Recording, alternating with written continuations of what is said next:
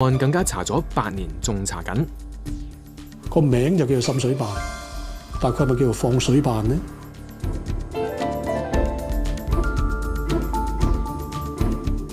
歡迎收睇新聞透視。香港嘅舊樓越嚟越多，好多水管入晒牆，啲石屎頂得住，水管都頂唔住。政府舊年收到36000幾宗滲水嘅舉報，有啲個案搞咗3、5、7年都未搞掂。11年前成立滲水辦，結果係做到滴水不漏，抑或不滴漏水呢？食晏時間原本茶餐廳係最忙㗎，不過林福榮呢一日好清閒。點啊？而家俾你食飯啦？左右隔離啦，等你睇下幾時啊？唉，有排啊，3個幾月啦。茶餐廳玻璃除咗貼住甩咗色嘅餐牌，仲有屋宇署2年前發出嘅緊急維修通知，要求業主維修。林生不服上訴，由於鋼筋生鏽斷裂嘅情況嚴重，屋宇署就先喺茶餐廳裝咗7支臨時支架。做咗15年嘅茶餐廳，而家爛溶溶，一切由幾滴水講起。08年就呢度咧，嗰條柱咧底下有啲水，咁啊朝翻嚟拖咗咧就冇事噶啦。咁啊後期又整下越整越多水咧，揾個水盤裝住佢。你知啦，嗰時做生意啦，嗰時就咁啊！我呢度咧就4代人噶嘛，3家人食飯噶嘛，咁啊投訴咗冇晒下文喎。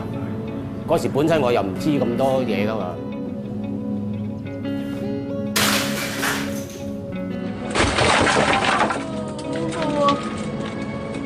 林先生冇積極跟進，到12年之後，天花嘅石屎開始剝落，而且越跌越密，越跌越大。佢懷疑係樓上單位滲水所導致。茶餐廳位於北角一座38年樓齡大廈嘅地下，樓上單位曾經喺平台僭建。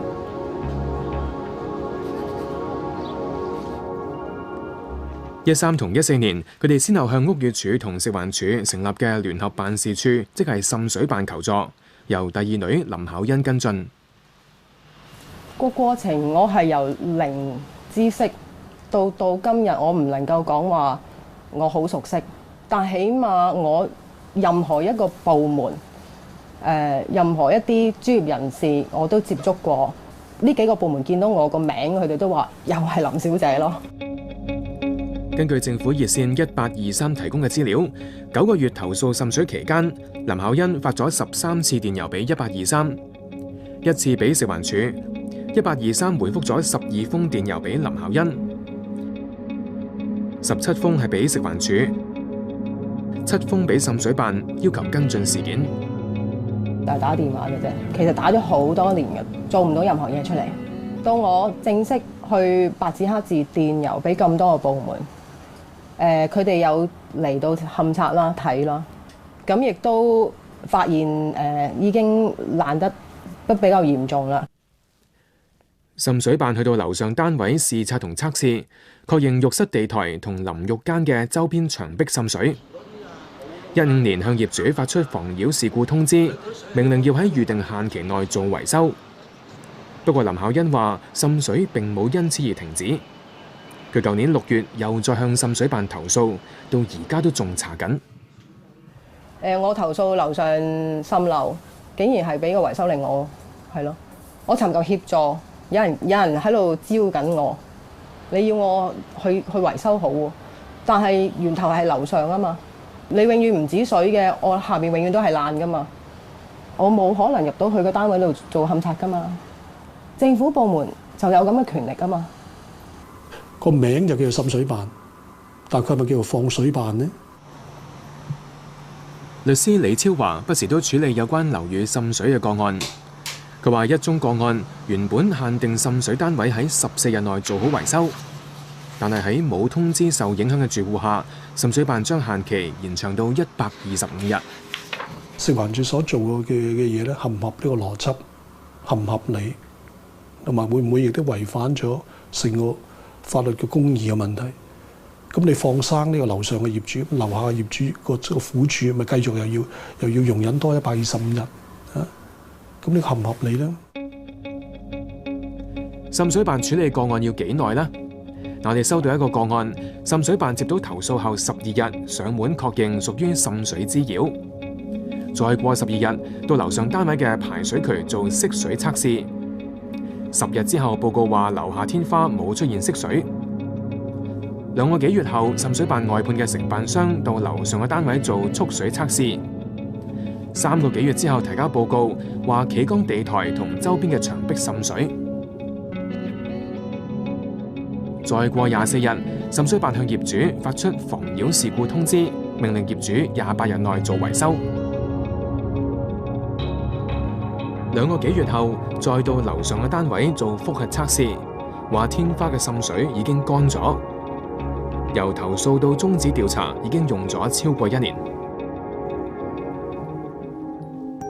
滲水辦定落嚟嘅參考完工時限係133日，不過審計署發現15至16年完成處理嘅28,000幾宗個案裏邊，有18,000幾宗喺完工時限內完成，但係有300幾宗用咗800至1000日，有200幾宗更加係用咗1000至2700幾日。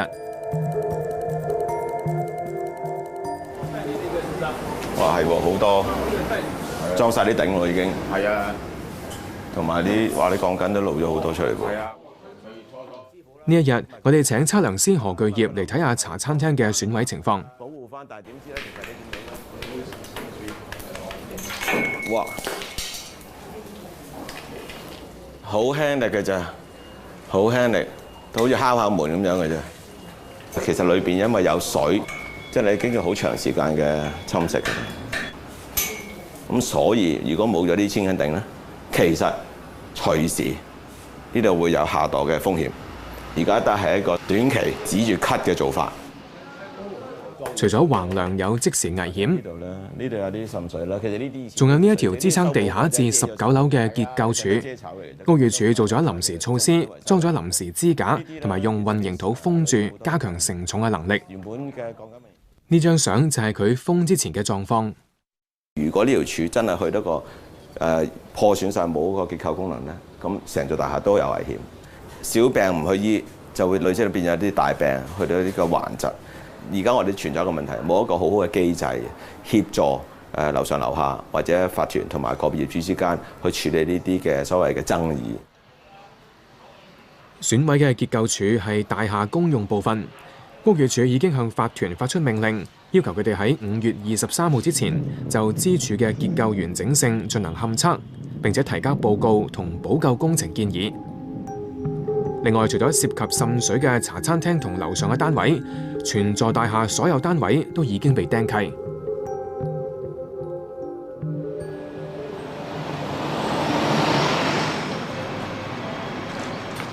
除咗結構柱，1樓平台嘅防水層亦都係公用部分。呢一晚，法團就召開特別業主大會商討。管理公司話未知道責任誰屬。我哋做咗個 report 出嚟咧，只係能夠證明1樓係有漏水嘅啫。至於漏水有冇影響到結構，都要揾專家證人去證實。佢話由於茶餐廳入稟控告法團，所以做維修前要先釐清責任。究竟係咪防水層有事，係自然老化，抑或係人為破壞？安排個維修，但係安排維修之前，最緊要釐清個責任啦。究竟係邊個形成咁咧？如果我做好咗啦，咁啊 check 唔到噶啦嘛嚇。而家係呢個階段要去釐清個責任嘅問題。邊個俾錢？未知嚇，呢單官司輸過俾錢。法團請嘅顧問公司估算，維修茶餐廳樓板石屎結構大約要250至335萬。結構處要幾多錢就未知。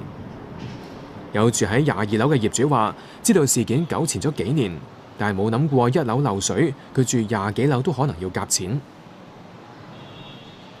其中一條柱有問題啊嘛，係啊，咁所以但係問題上就係究竟係樓上個單位造成啦，定話係公家平台漏水造成咧？唔可以話係公家地方嘅事就一定係要公家負責咯。咁即可能係因為人為或者有啲疏忽嘅事造成嘅時候，如果一早解決嘅話，未必需要去到而家呢個地步咯。咁而即係可能只不過大家拖下，搞到最後可能就而家變成而家咁樣咯。少少滲水唔理，耐咗可以傷及結構，禍及成座大廈被釘契，維修費用就倍增。滲水爭議不斷，大家拖嚟拖去唔肯負責，可以點解決呢？我哋下一節再睇。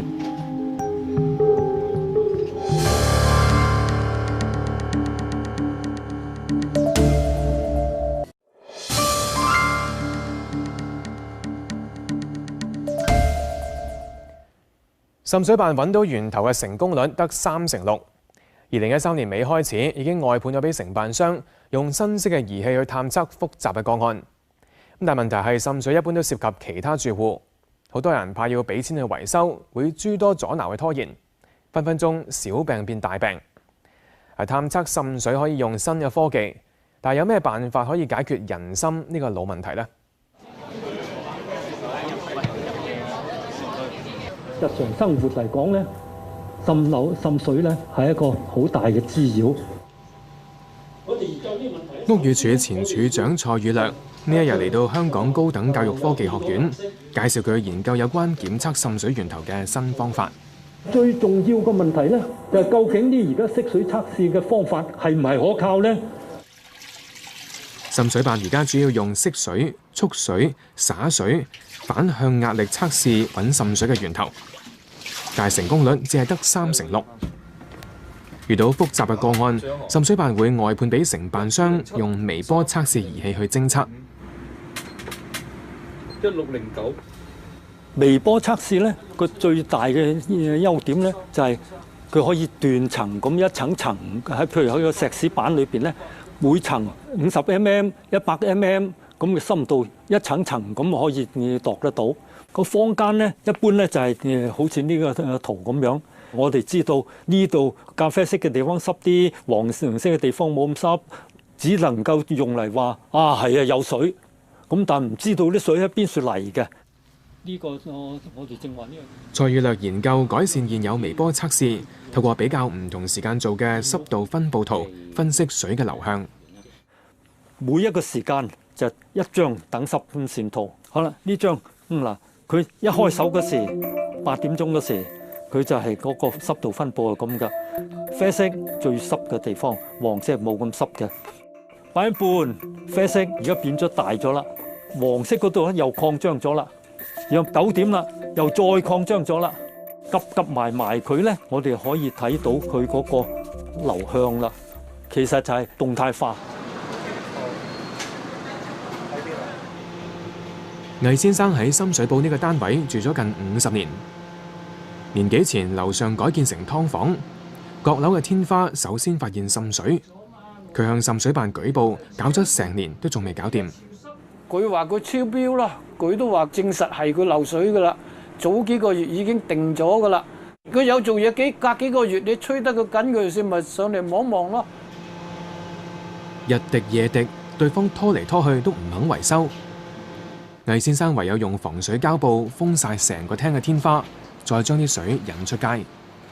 佢成日咁流水，咁你唔封住佢，你係成周圍都有得滴，咪搞到成屋都臭臭流流，係咪啫？2日就有咁多水咯。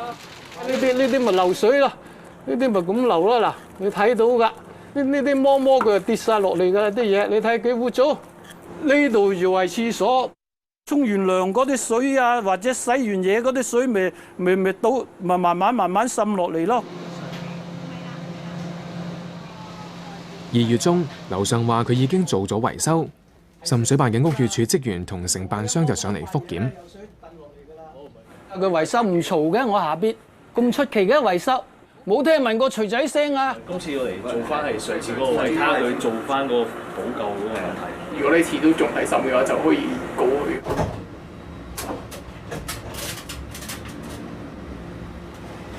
7.8，周圍都高㗎啦。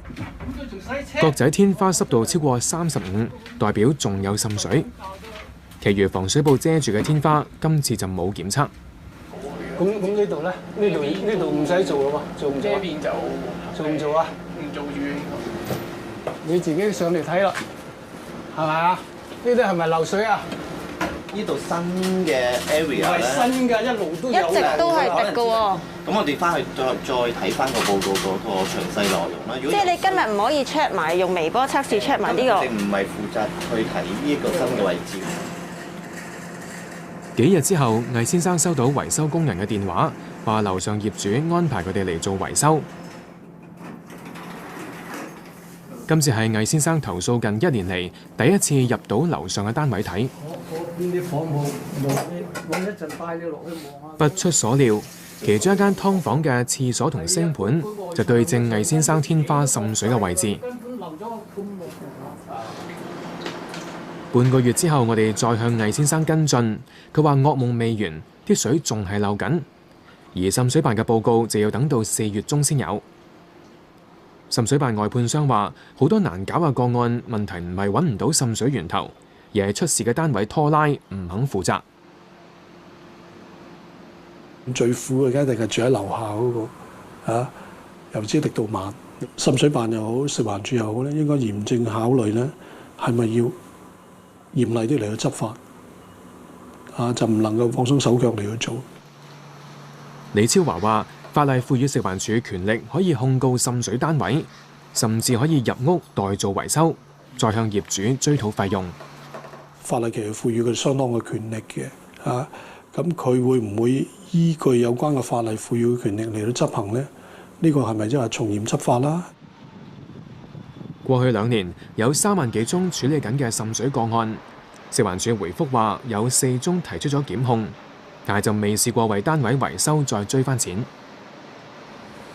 喂，不良，點啊？廚房漏水嗰度搞成點啊 ？OK 咗啦。係啊，係啊。睇。茶餐廳滲水滲到差啲變危樓嘅林巧欣，佢伯娘屋企亦都有滲水。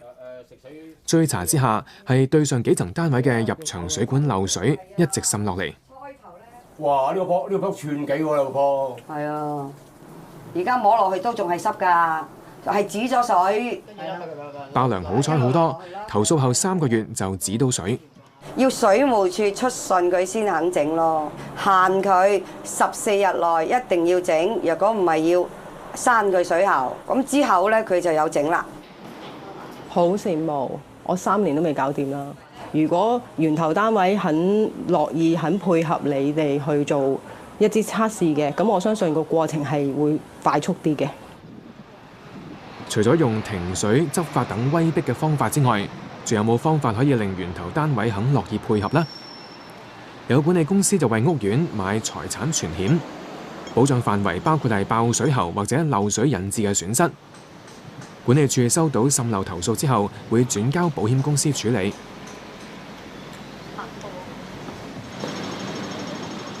火炭一個屋苑，全險保費每年每戶大約400蚊，不過業主要俾5000蚊或者索償金額嘅1成做墊底費。墊底費咧，其中有一個原因就唔想太細銀碼咧，都會係要去處理啦。因為譬如話有單滲水，咁可能牽涉係1000蚊嘅嚇，咁你要請個工程人去睇係咪？又要做寫報告，又要再揾人去睇下賠唔賠咧，就唔係好划算啊。保險界嘅陳健波話：而家市民向銀行做按揭嘅時候，都必須買火險，建議政府強制同時買埋滲水保險。冇咗保險之後咧，就自然有人去同佢跟進。揾翻源頭啦，跟住可能會同佢即係受損喎，又同佢賠償咧。我諗一定會即係減低佢哋想將個責任推開嗰個誘因咯。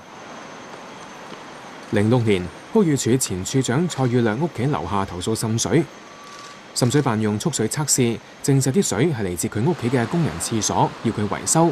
不過佢唔同意，又拒絕再做測試。08年，申訴專員介入調查，話單位嘅業主唔合作。食環署票控蔡宇略，喺11年罰款1750蚊。佢不服，提出上訴。到12年，高院因為滲水辦冇喺限期後再做一次蓄水測試，判蔡宇略上訴得直。事件擾攘6年都未解決。其實揾到個源頭呢，咁佢就有法定嘅責任係需要去維修，甚至係需要賠償咧受影響嘅單位嘅損失㗎啦嘛。咁當然啦，裏面嘅複雜地方就係咩咧？